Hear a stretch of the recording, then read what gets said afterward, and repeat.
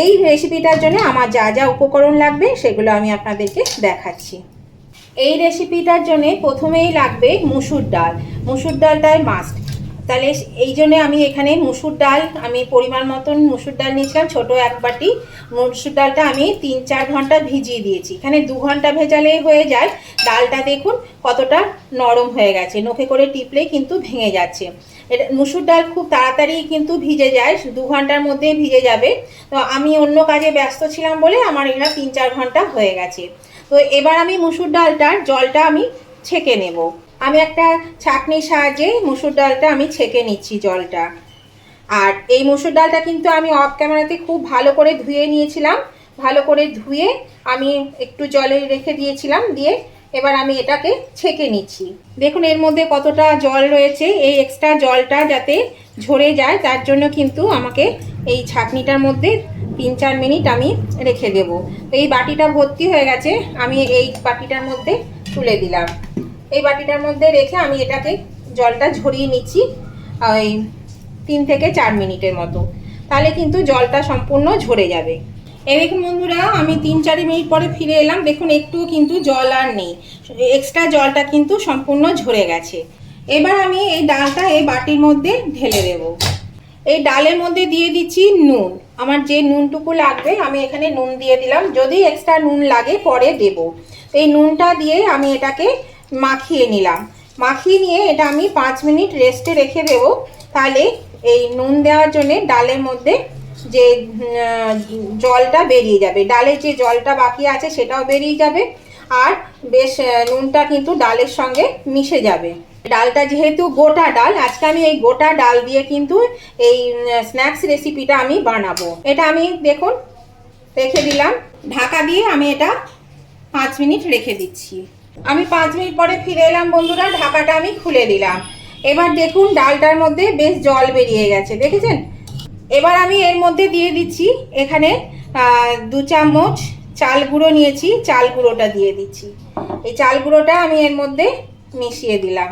এবার আমি এখানে নিয়েছি আদা, 1 ইঞ্চি আদাকে গ্রেট করে নিয়েছি। এখানে কিন্তু গ্রেট করা আদা দিতে হবে, এখানে বেটে দিলে হবে না, গ্রেট করা আদা দেবেন।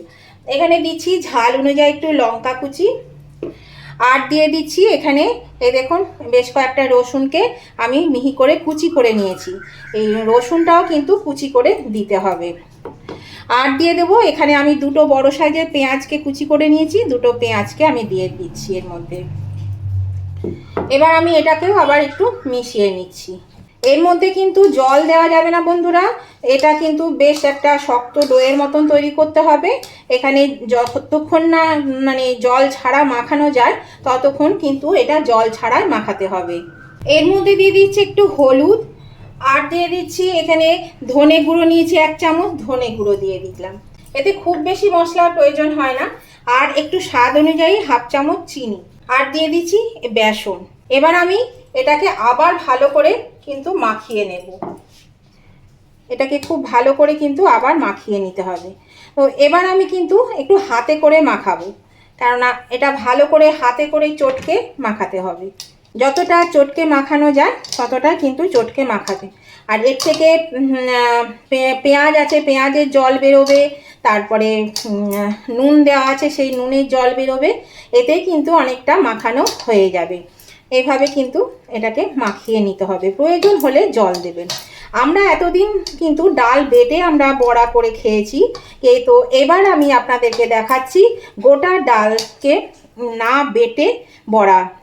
তো গোটা ডালের বড়া দেখবেন এটা খেতে কিন্তু অসাধারণ লাগে। আর এটা আপনারা কিন্তু স্টোর করেও রেখে দিতে পারেন 15 দিন 20 দিনের মতন। যখন খাবার সময় হবে বার করে একটু গরম করে খেয়ে নিতে পারবেন। এটা কিন্তু মানে ভালো থাকে, খারাপ হয় না। আমি সুমনা চলে এসেছি আজকে আমার রেসিপি ঝুলি থেকে একটা রেসিপি নিয়ে। আশা করি আপনারা সকলে ভালো আছেন, সুস্থ আছেন। আমার সকল বন্ধুদের আমার পরিবারে স্বাগত জানিয়ে আমি আজকে রেসিপি শুরু করলাম। তো দেখুন এটা বেশ কিন্তু মাখানো হয়ে গেছে, কিন্তু খুবই টাইট হয়েছে। তো আমি এখানে সামান্য একটু জল হাতে করে নিয়ে দেব। এই বাটি থেকে একটু হাতে করে জল নিয়ে এর মধ্যে দিয়ে দিলাম, দিয়ে আমি এটাকে আরও ভালো করে চটকে নেব। এইটা আপনারা চায়ের সঙ্গে খেতে পারেন বা ডাল ভাতের সঙ্গে খেতে পারেন বা শুধু মুখেও কিন্তু খেতে পারেন। এটা খেতে কিন্তু ভীষণই ভালো লাগে আর ভীষণই মুচমুচে হয়। আর যেহেতু এখানে চালের গুঁড়ো দেওয়া আছে সেই জন্য কিন্তু এটা দারুণ মুচমুচে হবে, খেতে খুবই মুচমুচে হবে। সেই জন্য কিন্তু আপনারা চালের গুঁড়োটা অবশ্যই দেবেন। আর দিয়ে এইভাবে দেখুন চটকে চটকে মেখে নেব। এটা বেশ একটা শক্ত ডোয়ের মতন হবে। দেখুন এটা মাখানো হয়ে গেছে, এই যে এরকম শক্ত ডোয়ের মতন হবে। তো এখানে মনে হচ্ছে আমার আর 1 চামচ বেসন দিলে ভালো হয়। বেসনটা আমি আরেকটু দিই, কারণ আমার পরিমাণ মতন এখানে আরেকটু বেসন আমার লাগবে। এই দেখুন বন্ধুরা, এটা বেশ সুন্দর মাখানো হয়ে গেছে। আর আমি এর মধ্যে আরও 1 চামচ মতন বেসন দিয়েছিলাম। এই দেখুন এটা কিন্তু একটা মানে ডোয়ের মতন হয়ে গেছে। দেখুন আমি দেখাচ্ছি আপনাদেরকে তুলে, এই দেখুন একটা ডোয়ের মতন হয়ে গেছে। এর মধ্যে দিয়ে দিচ্ছি আমি এখানে 1/2 চামচ জিরে নিয়েছি, গোটা জিরে। এই জিরেটা দিয়ে দিলাম। এবার এই জিরেটা দিয়েও কিন্তু আমি ভালো করে মাখিয়ে নেব। জিরেটা কিন্তু মানে একসঙ্গে দেবেন না, তাহলে ওটা নরম হয়ে যায়।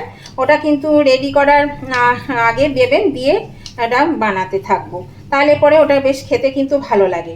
তো এবার আমি হাতটা ধুয়ে আসি বন্ধুরা। আমি হাত ধুয়ে হাতে একটু তেল নিয়ে চলে এসেছি বন্ধুরা।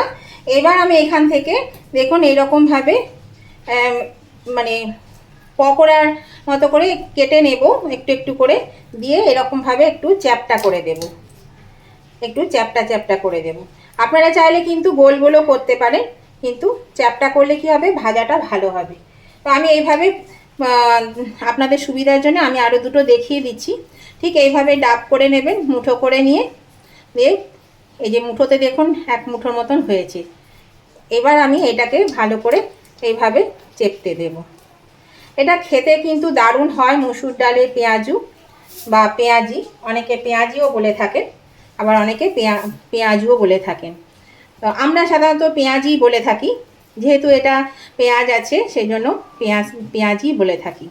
তো এইভাবে করবেন বন্ধুরা, দেখবেন খেতে কিন্তু অসাধারণ হয়েছে, দারুণ খেতে হবে। দেখুন আপনাদের সুবিধার জন্য আমি 2-3টে দেখিয়ে দিলাম বন্ধুরা। এইভাবে অবশ্যই কিন্তু এরকমভাবে বানিয়ে নেবেন। আপনারা চাইলে গোল গোল করতে পারেন, কিন্তু তাতে ভাজতে ভেতরটা অনেক সময় লাগবে, কাঁচা থেকে যাবে। তাহলে বাকিগুলো আমি করে নিই।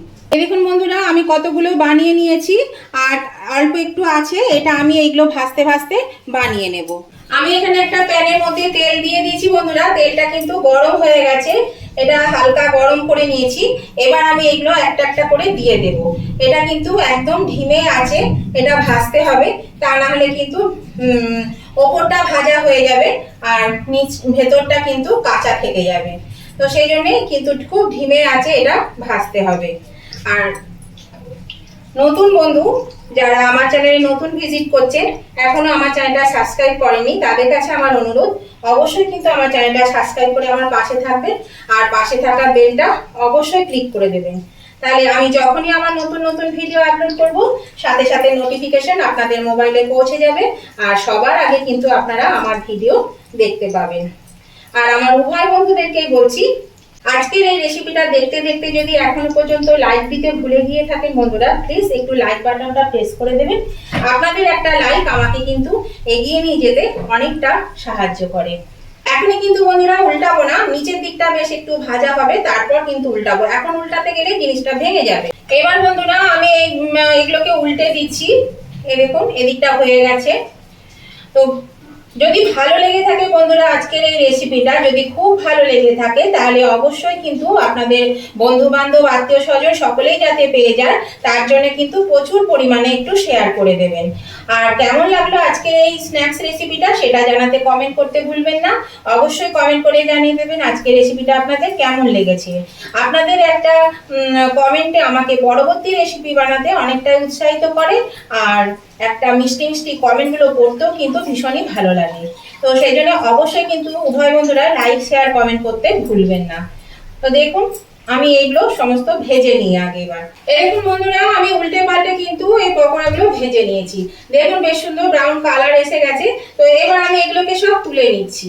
একটু এই এর মধ্যে চামচের সাহায্যে কিন্তু আমি তুলে নেব। দেখুন এরকম বন্ধুরা আমি তুলে নিয়েছি, এবার বাকিগুলো আমি ভেজে নেব।